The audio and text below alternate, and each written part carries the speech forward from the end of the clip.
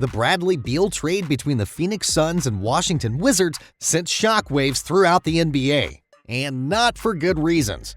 Just like Wizards fans who couldn't believe that the team only got a meager return of Chris Paul, Landry Shamet, and multiple second-rounders and pick swaps for Beal, a number of current and former NBA players also shared their surprise that Washington agreed to the deal. The Wizards didn't even get a first-round pick for Beal, when they could have gotten a lot more for a player of his caliber.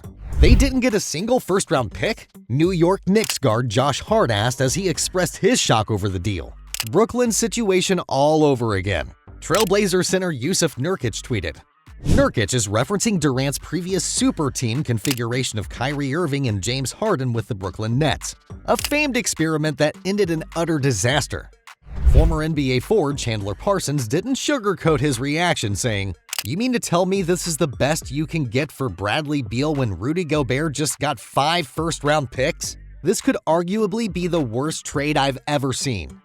Others couldn't help but point out the other issues with the trade. Ex-NBA journeyman Wilson Chandler also noted how there's so much work to do for Phoenix after building a top-heavy roster. "A lot of buckets in Phoenix. Still need a bench, though," Chandler shared. Of course, there are others who are simply excited or intrigued over the new Big Three in Arizona. Kendrick Perkins also looked back at his previous comment where he said he doesn't see an NBA team winning back-to-back championships in the next 15 to 20 years, while Isaiah Thomas only tweeted eye emojis. Marcin Gortat was pumped for his ex-teammate and sent his best wishes.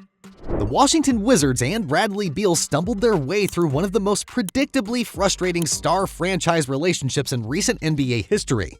When it finally came to a merciful end on Father's Day, the general reaction to Washington's trade haul was a mix of incredulity, outrage, and amusement.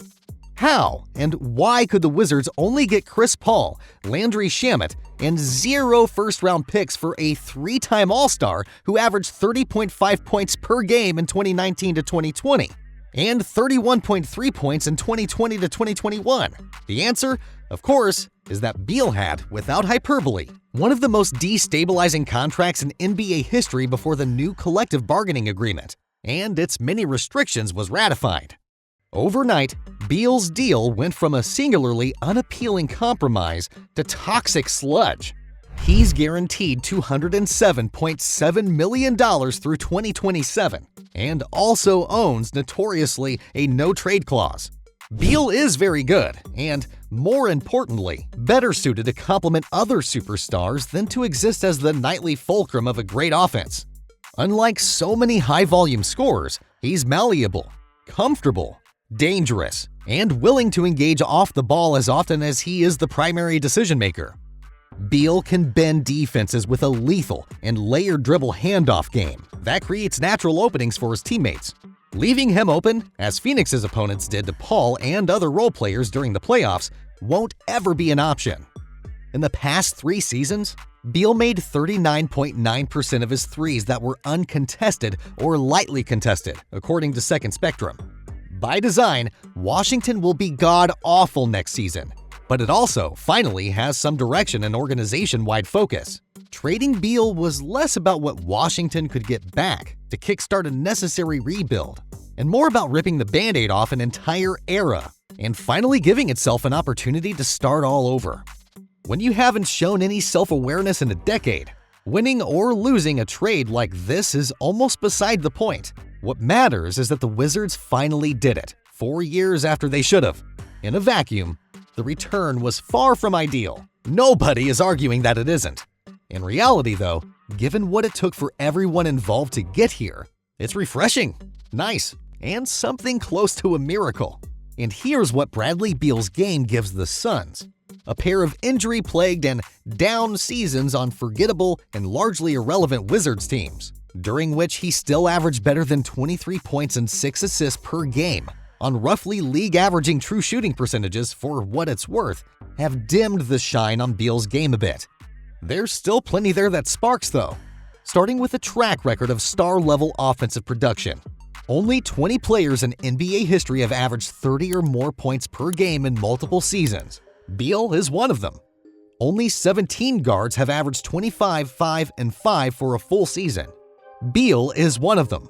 Over the past 5 seasons, Only 7 other players have combined offensive usage, shooting efficiency, facilitation, and turnover avoidance at a higher level than Beal. Doncic, Giannis Antetokounmpo, Stephen Curry, LeBron James, Damian Lillard, and Beal's new teammates Booker and Durant. With the exception of the 2021-22 season, in which a wrist injury limited him to 40 games, the Wizards boasted a top 10 caliber offense in Beal's minutes in every season since 2015-16. That includes last season, when an aggressively mad Washington side scored a scorching 118 points per 100 non-garbage time possessions with Beal on the floor, according to Cleaning the Glass. The threat of Beal's rim pressure has helped open up his buttery mid-range game, where he's comfortable probing to get his floater, or stopping on a dime to rise up and rain fire. Beal shot 49% on pull-up two-pointers last season. When he's got it going, it almost doesn't matter how tight you stick him. There has been some first blush blanching at Beal's fit in Phoenix, at the idea of a Suns team led by 2 high-usage scoring threats, but with little in the way of depth or defensive steel. Packaging the rest of its tradable material to bring back another high-usage scoring threat, whom multiple advanced metrics grade as a net negative defender. What makes Beal such an enticing offensive weapon, though, is the variety of ways in which he can endanger a defense. In the absence of former backcourt mate John Wall, he developed into the kind of combo guard who can dominate possessions and create good shots on the ball. But he's also perfectly capable of working well off it too. And it's a reasonable bet that his versatility will shine on a Phoenix team, now likely to feature Booker on the ball full-time. Beal demands defensive attention all over the court, has rarely shared the floor with teammates of commensurate offensive talent since Wall was waylaid by injuries, and has still produced. In a slightly lower usage role on a team featuring higher-end offensive threats capable of turning some of his low-efficiency pull-up threes into higher-quality spot-up shots, like, say, Booker and Durant, it's reasonable to think that his output and efficiency might play up even more.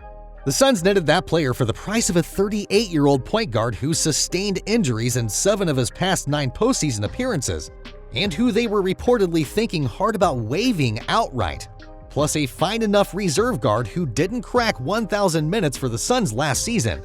Doesn't seem too bad. Now, let's talk about the flaws that Bradley Beal brings to the Suns.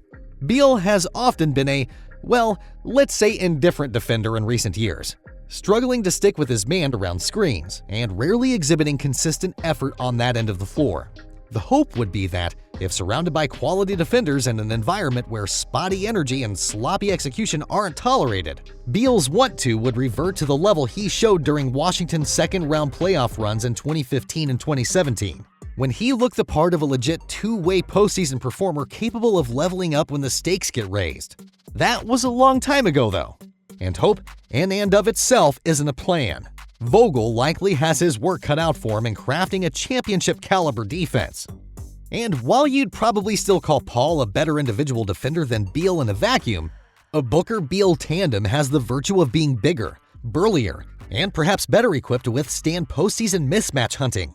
Find a credible power forward who could dump Durant down to the wing, and Phoenix could even field the kind of huge defensive lineups that help Denver clamp down well enough to win it all.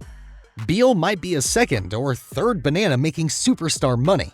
The Suns are betting, though, that he might also be good enough to be the missing piece that completes a championship-caliber picture. For a franchise that has never reached the top of the mountain, that would be priceless. Thanks for watching, guys. Make sure to drop a like on the video and subscribe to our channel for more amazing NBA content.